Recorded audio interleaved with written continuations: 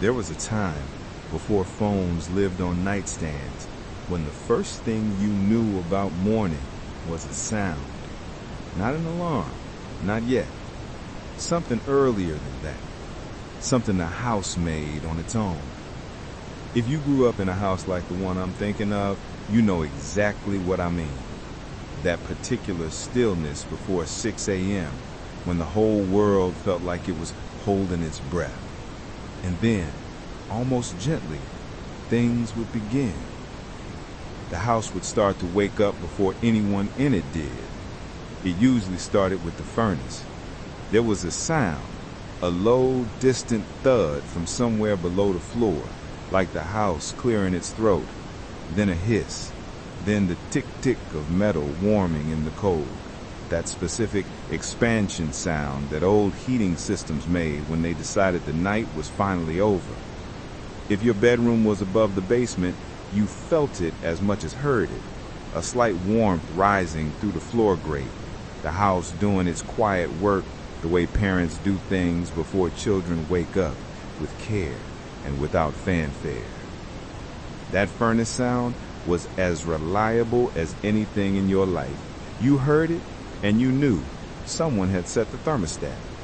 Someone was already thinking about your morning before you were. Then came the sound from the kitchen. The percolator was something else entirely. It started slow. One bubble, a pause, two more, and then it built into a rhythm. That glass dome on top would go from perfectly clear to coffee dark in the space of a minute, and the sound it made was almost musical, a low, regular percussion. You didn't need to look at a clock. You knew by the rhythm of the percolator how close you were to breakfast. Early percolating meant extra time. That steady, full boil sound meant you had about 4 minutes. People talk a lot about the smell of coffee in the morning, but the sound came first. The sound is what reached the back bedroom.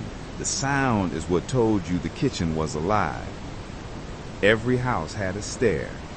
Not the whole staircase, one specific stair. The one that creaked in a way that was entirely its own, that you could identify in complete darkness, that every member of the family knew by heart. In the house I'm thinking of, it was the third step from the bottom. A low, long groan with the slight pitch change at the end, like a question mark. You learned that sound the way you learned the sound of a particular car turning into the driveway. It told you who was up. It told you what time it probably was. It told you whether it was school morning or a Saturday, because those footsteps had different rhythms entirely. No one ever fixed that stair. Why would you? It was doing something no technology could do then or since. It was keeping the family informed. By the time you made it downstairs, the kitchen had already been awake for a while. The evidence was everywhere, but none of it was the people themselves. A chair slightly pulled out, the butter dish moved to the counter, the percolator still ticking quietly as it cooled. The cabinet door left a half-inch open, the way it always was after someone took a mug. There is a particular kind of warmth that a kitchen holds when someone has already been up for an hour. The air is different. Something has already happened here. The room is not empty the way rooms are empty at midnight. It is empty the way a room is empty after someone has just left it, expectantly, warmly, full of the residue of small and careful acts.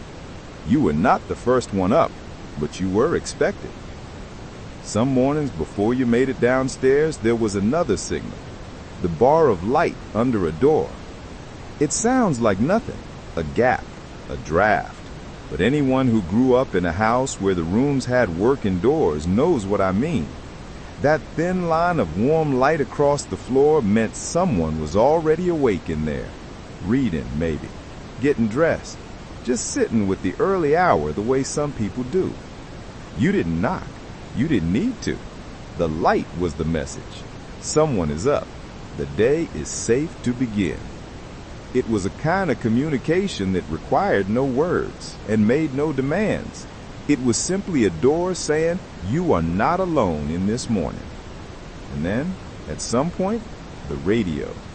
There was always a moment of static first, a half second of white noise before the station came in, and then a voice, already mid-sentence, already into the morning the way radio voices always were. Calm, unhurried, talking to no one and everyone at once. The kitchen radio was almost always tuned to the same station. You knew the frequency the way you knew the phone number of your childhood home. Not because you had memorized it, but because it had simply become part of you. Weather, traffic, a song that meant nothing and somehow meant everything. That voice in the kitchen was the last piece of the morning coming together. The house was fully awake now. If you went outside on one of those mornings, just stepped out the front door for a moment, you could see it. The light in the kitchen window, maybe steam from the dryer vent along the side of the house, the dew still on the grass, a modest, ordinary house on a street full of them, doing exactly what it was built to do. There's a version of nostalgia that hurts, the kind that reminds you what's gone and leaves it there. This isn't that, because those sounds are not gone, they are in you. Some morning this week, something will bubble on your stove, or a floor will creak under your weight, or you'll catch a bar of warm light across the floor, and for just a second, just 1 second, you'll be back. The house is still waking up. You just have to listen.